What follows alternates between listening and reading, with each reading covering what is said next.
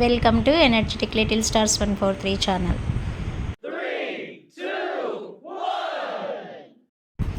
పొడుపు కథలు సిరీస్ 1. పొడిపి కథలు. సమాధానం కనుక్కోండి చూద్దాం. మెదుడికి మేత.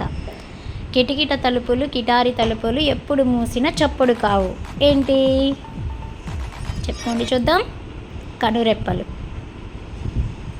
Next question.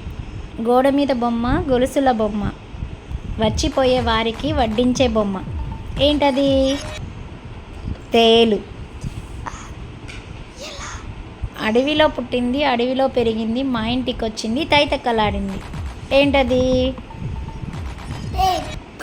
కవ్వం.